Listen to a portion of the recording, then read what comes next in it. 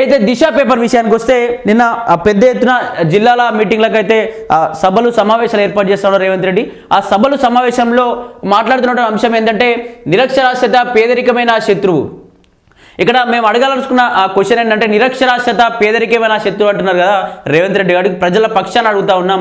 నిరక్షరాస్యత అంటారు కానీ ప్రైవేట్ కాలేజీలను ఓపెనింగ్కి మళ్ళీ మీరే వెళ్తారు. హాస్పిటల్స్ ఖచ్చితంగా కాపాడుకుంటాం, ప్రభుత్వ హాస్పిటల్ కాపాడుకుంటాం అంటారు. ప్రభుత్వ హాస్పిటల్లో కనీసం ఫెసిలిటీస్ ఉండవు. బీపీ పేషెంట్లకు బీపీ చూడడానికి బీపీ మిషన్లు ఉండవు. దీనికి సంబంధించి ఎటువంటి లోపల ఎటువంటి ఎక్విప్మెంట్ సరిగా ఉండదు గవర్నమెంట్ హాస్పిటల్లో. కానీ ప్రైవేట్ హాస్పిటల్ ఓపెనింగ్ కూడా మళ్ళీ ప్రభుత్వాలు వెళ్తాయి. ప్రైవేటు విశ్వవిద్యాలయాల ఏర్పాటుకు కూడా ప్రభుత్వాలు వెళ్తాయి. కానీ ఇక్కడ నిరక్షరాస్యతని రూపమాపుతాం, పేదరికమైన శత్రువు అని చెప్పేసి మళ్ళీ మీరే మాట్లాడతారు. పెద్ద ఎత్తున పేదరికంలో ఎన్నో కనీసం బస్ ఛార్జీలకు పైసలు లేకుండా ఇంట్లో ఇబ్బంది పడుతూ నెల నెల బస్ ఛార్జీలకు పైసలు లేకుండా కూడా ఇప్పటికీ చదువుకుంటా ఉన్నారు. నిరుద్యోగులు పెద్ద ఎత్తున కూడా మళ్ళీ రోడ్లపైకి వస్తూ ఉన్నారు.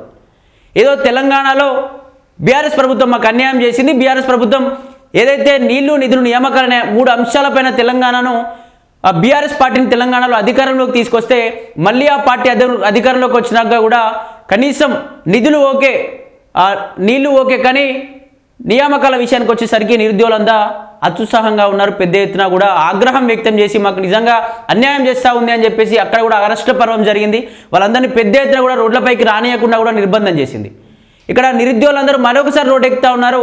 మేమే ఈ తెలంగాణలో కాంగ్రెస్ పార్టీని అధికారంలో తీసుకొచ్చినాం, ప్రతి గడప వెళ్ళినాం, ప్రతి గడప వెళ్ళి కాంగ్రెస్ పార్టీని గెలిపించండి, మా భవితవ్యం మారబోతోంది, మాకు జాబులు రాబోతూ ఉన్నాయి, మాకు జాబులు వస్తే మా తల్లిదండ్రులు ఎక్కువగా వ్యవసాయంపై ఆధారపడాల్సిన అవసరం లేదు, వాళ్ళంతా కూడా సంతోషంగా బతకొచ్చు, ప్రతి నెల చిట్టీల కోసం ప్రతి నెల పంట చిట్టీల కోసం భయపడాల్సిన అవసరం లేదు అంటూ కూడా నిరుద్యోగులు పెద్ద ఎత్తున ప్రతి గడప గడప వెళ్ళి కాంగ్రెస్ పార్టీకి ఓటేయండి, గెలిపించండి అని చెప్పేసి పెద్ద ఎత్తున పోరాటాలు చేశారు. పోరాటాలు చేసిన తర్వాత కాంగ్రెస్ పార్టీ గద్దెనెక్కిన తర్వాత గత ప్రభుత్వం ఇచ్చినటువంటి 60,000 ఉద్యోగాల నియామక పత్రాలను ఇప్పుడు నియామక పత్రాలు ఈ ప్రభుత్వం ఇచ్చేసి మేమే ఉద్యోగాలు ఇచ్చామని చెప్పేసి ప్రభుత్వం చెప్తుంది అని చెప్పేసి నిరుద్యోగులు పెద్ద ఎత్తున ఆగ్రహం వ్యక్తం చేస్తున్నారు. ఎవరైతే మాట్లాడుతూ ఉన్నారో వాళ్ళు బీఆర్ఎస్ ఏజెంట్లు అనడం, లేకపోతే బీజేపీ ఏజెంట్లు అనడం, వాళ్ళని ఇష్టాన్ రీతిగా మాట్లాడడం, రకరకాల బిరుదులు ఇవ్వడం, ఈ వ్యక్తి పలానా వ్యక్తి, ఈ వ్యక్తి వెనక ఇతను ఇతను నడిపిస్తూ ఉన్నాడు, ఇతను రోజు బయట ప్రొటెస్ట్ చేసి రాత్రి కాగానే అతని దగ్గరికి పోయి డబ్బులు తీసుకుంటా ఉన్నాడు, ఇన్ని డబ్బులు వచ్చినాయి, వీళ్ళు డబ్బులు పంచుకుంటా ఉన్నారు, వీళ్ళలో వీళ్ళు గ్యాంగులు ఉన్నాయి, ఈ గ్యాంగులకు ఒక్కొక్క నాయకుడు సపోర్ట్ చేస్తూ ఉన్నారు, ప్రతిపక్షాలు వీళ్ళందరినీ పెంచి పోషిస్తూ ఉన్నాయి, ప్రతిపక్షాలే రెచ్చగొడతా ఉన్నాయి అని చెప్పేసి కూడా నానా రకాలుగా కూడా వాళ్ళని చాలా ఇబ్బందులు పెట్టే ప్రయత్నం కూడా జరిగింది. కానీ ఇప్పటికి కూడా నిరుద్యోగులు మళ్ళీ రోడ్లపైకి వస్తాను. అర్ధరాత్రులను చూడకుండా కూడా పెద్ద ఎత్తున పోలీసులతో లాఠీ దెబ్బలతో రక్తాలు కారుతా ఉన్నా కూడా మాకు ఖచ్చితంగా ఉద్యోగాలు కావాల్సిందే, లేకపోతే మీరన్నా గద్దె దిగండి అని చెప్పేసి కూడా మరో ప్రత్యామ్నాయ పార్టీ కోసం నిరుద్యోగులు కూడా వేచి చూస్తూ ఉన్న పరిస్థితి. గ్రామీణ ప్రాంతాల్లో వ్యవసాయం చేయలేక వాళ్ళ తల్లిదండ్రులు వ్యవసాయం చేసే డబ్బులు పంపిస్తూ ఉంటే 6 నెలలకి డబ్బులు, సంవత్సరానికి డబ్బులు పంపిస్తూ ఉంటే ఇంటికాడ తల్లిదండ్రులు వ్యవసాయం పనిచేసి ఏదైనా ప్రైవేట్ జాబ్ చేసుకోరా అని అడిగే దుస్థితి ఏర్పడిన పరిస్థితి తెలంగాణలో. కానీ తెలంగాణ నిరక్షరాస్యతను పేదరికాన్ని నిర్మూలిస్తామని చెప్పేసి ప్రభుత్వాలు గట్టిగా చెప్తారు. ముందుగా నిరక్షరాస్యతను పేదరికం లేకుండా చేయాలంటే ముందుగా మీరు ప్రైవేట్ కాలేజీలు కావచ్చు, ప్రైవేట్ విశ్వవిద్యాలయాలు కావచ్చు, ప్రైవేట్ స్కూళ్లను ఓపెనింగ్స్ చేయడం మానేసుకోండి, ప్రైవేట్ విద్య లేకుండా చేయాలి, ప్రైవేట్లో కార్పొరేట్ విద్యను అందించకండి. పెద్ద ఎత్తున ప్రజలు ఇబ్బందులు పడుతూ ఉన్నారు, పేదరికం నిర్మూలిస్తామని చెప్తా ఉన్నారు. కానీ పేదలకు ఇస్తున్నటువంటి 420 హామీల పరిస్థితి లేదు. వాళ్ళకి ఇస్తున్నటువంటి సన్నబియ్యం ఇస్తూ ఉన్నారు, ఓకే, భరోసా ఏది? రైతు భరోసా అది. పేదరికంలో ఉన్నటువంటి దాదాపు పేద మధ్యతరగతి వాళ్ళలో ఎక్కువగా 89%, దాదాపు 90% రైతులే ఉంటారు. వాళ్ళ యొక్క పరిస్థితి ఏంటి? బోనస్ లేదు. ఆడవాళ్ళకి ఇస్తున్నటువంటి 2500 లేదు. పెన్షన్ పెంచుతామన్నారు. ముసలి వాళ్ళు పెన్షన్ పెంచితే వాళ్ళ ఇంట్లో వాళ్ళ పిల్లలు ఎవరు పట్టించుకోకున్నా కూడా మాకు కనీసం ఒక పెద్ద దిక్కుల ప్రభుత్వం ఉంటుందేమో, 4,000 ఇస్తే మాకు ఖచ్చితంగా మాకు సరుకులకు, ఒక్కొక్కరు ఒంటరి మహిళలు ఉంటారు, వాళ్ళకి సరుకులకు ఎవరు ఇస్తారు? ఏదో కూలినాలు చేసుకొని బతకాల్సిన పరిస్థితి. చేతగాని ముసలి వాళ్ళు ఉంటారు, వాళ్ళ పరిస్థితి ఏంది? ఏదో ప్రభుత్వం 4,000 ఇస్తానని, ఇంకో 2,000 ఇస్తానని, నాకు నెల నెల సరిపోతాయి కదా, కరెంటు బిల్లు పోను, నా ఖర్చులకు, ఇంటి సామాన్ల ఖర్చులకు, కిరాణా ఖర్చులకు వెళ్ళిపోను, నేను బతకగలుగుతా కానీ ఆశతో చాలామంది ముసలి వాళ్ళు కూడా ఓటేసారు. వాళ్ళందరినీ కూడా ఇప్పుడు వాళ్ళ పరిస్థితి, వాళ్ళందరినీ కూడా రోడ్డున పడేసిన పరిస్థితి కూడా వచ్చిందని చెప్పుకోవచ్చు. వీటన్నీ ఒకసారి మాట్లాడదాం. అసలు ఎటువంటి అంశాలు ఉన్నాయి, అంశాలపైన ఒకసారి పూర్తిగా విశ్లేషించే పరిస్థితి చూద్దాం. నిరక్షరాస్యత పేదరికమైన నా శత్రువులు.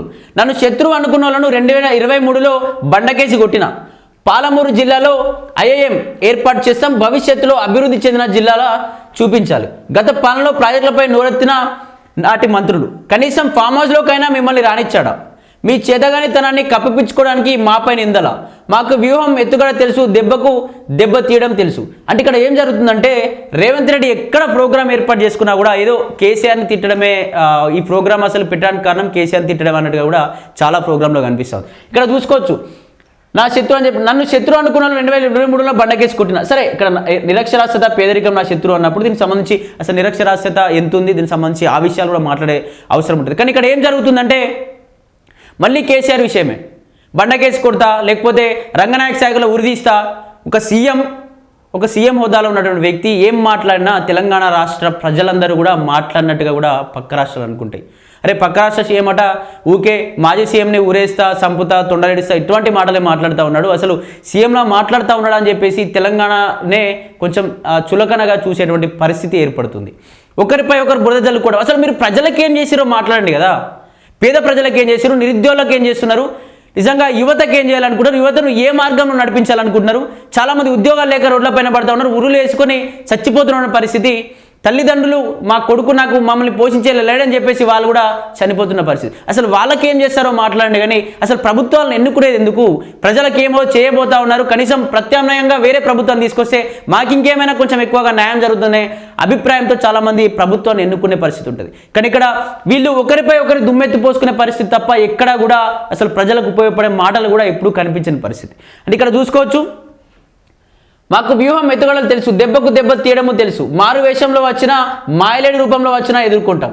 మీరు చెప్పగానే దిగిపోయేందుకు ఇది మీ అయ్య జాగిరా, మీ తాత ఆస్త. మహబూబ్ నగర్ సభలో సీఎం రేవంత్ రెడ్డి మాట్లాడుతూ చెప్పిన పరిస్థితి. అంటే చాలాసార్లు రేవంత్ రెడ్డి ప్రభుత్వం కుప్పకూలిపోతుంది. రేవంత్ రెడ్డి అసలు డబ్బులు లేవని చెప్పి మూటలన్నీ కూడా ఢిల్లీకి తీసుకెళ్తా ఉన్నాడు. ఇప్పటికీ 50 సార్లు దాటిపోయింది, ఢిల్లీకి వెళ్తా ఉన్నాడు, మూటలు తీసుకెళ్తున్నాడు అని చెప్పి వాళ్ళు మాట్లాడతారు. ఈయనేమో లేదు మా అభివృద్ధి చూపిస్తే మీరు అసలు మీరు ఏం చేసారో చూపించండి. కాళేశ్వరంలో 8 లక్షల కోట్లు మింగారు, మాకు తెలుసు. ఆ డబ్బులు లేక మేము ఎంత వడ్డీలు కట్టి ఎంత ఇబ్బందులు పడతా ఉన్నామో మాకు తెలుసు. ప్రజలకు అర్థం కాకపోయినా ప్రజలు ఖచ్చితంగా అన్ని గమనిస్తూనే ఉన్నారు. కాంగ్రెస్ పార్టీ మళ్ళీ ఇంకా 10 ఏళ్ళు కూడా ఉండబోతుందని చెప్పేసి రేవంత్ రెడ్డి మాట్లాడుతూ వస్తున్నాడు. అంటే ఒకరిపై ఒకరు ఇంకా దుమ్మెత్తి పోసుకునే పరిస్థితి తప్ప అసలు ప్రజల గురించి ఏం ఆలోచిస్తున్నామని కూడా ఏ ఒక్కరు కూడా మాట్లాడిన పరిస్థితి. అంటే ప్రజలు కూడా ఇక్కడ ఆత్మ పరిశీలన చేసుకోవాలి. ఏ ప్రభుత్వాలు ఎవరిని అసలు ఇబ్బందులు పెడతా ఉన్నాయి, ఏ ప్రభుత్వం ప్రజలకు న్యాయం చేస్తుందని చెప్పేసి ఒకసారి వాళ్ళు కూడా ఆత్మ పరిశీలన చేసుకోవాలి. ఇక్కడ చూసుకుంటే నిరక్షరాస్యత, పేదరికం, మహిళలకు అన్యాయం చేసేవాళ్ళు, విద్యార్థులకు నష్టం కలిగించే వాళ్ళు, చదువుకోకుండా ఊరి మీద తిరిగే వాళ్ళు, చదువును అడ్డుకునే వాళ్ళే తన శత్రువులని ముఖ్యమంత్రి రేవంత్ రెడ్డి అన్నారు. నిరక్షరాస్యత, పేదరికం, మహిళలకు అన్యాయం చేసేవాళ్ళు అంటే నిరక్షరాస్యతలో పేదరికం, మహిళలకు అన్యాయం చేసేవాళ్ళు, విద్యార్థులకు నష్టం కలిగించే వాళ్ళు, ఊరి మీద పడి తిరుగుతూ చదువును అడ్డుకునే వాళ్ళు తన శత్రువులు అంటూ కూడా ముఖ్యమంత్రి ఆ సభలో కూడా ప్రస్తావించినటువంటి పరిస్థితి. తన శత్రువులైన పేదరికాన్ని తెలంగాణ సరిహద్దుల వరకు తరిమివేయడమే ప్రధాన బాధ్యత అని పేర్కొన్నారు. శనివారం మహబూబ్ నగర్ జిల్లా జడ్చర్లలో పర్యటించినటువంటి ముఖ్యమంత్రి చిట్టబోయినపల్లిలో రూపాయలు 200 కోట్లతో నిర్మించిన ఐఐటి భవన నిర్మాణ పనులను భూమి పూజ చేశారు.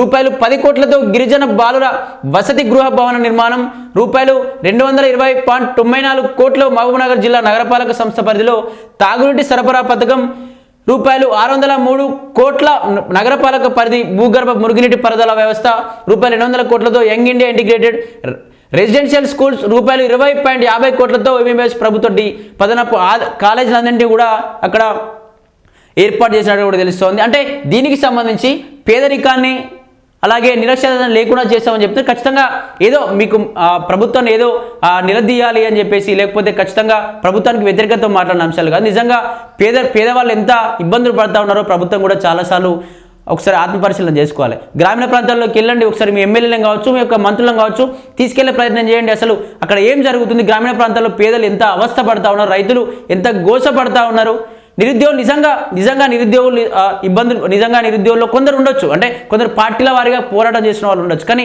డైరెక్ట్ ఒకసారి చిక్కడపల్లి లైబ్రరీకి మీరు పార్టీ అధికారంలో రాకముందు చిక్కడపల్లి లైబ్రరీకి మీరు వెళ్ళిరు, రాహుల్ గాంధీ వెళ్ళిండు, ప్రియాంక గాంధీ వెళ్ళింది, అక్కడ టీ తాగిరు, మాట్లాడి నిరుద్యోగులతో మా ప్రభుత్వాన్ని తీసుకురండి, ఖచ్చితంగా మీకు న్యాయం చేస్తామని చెప్పారు.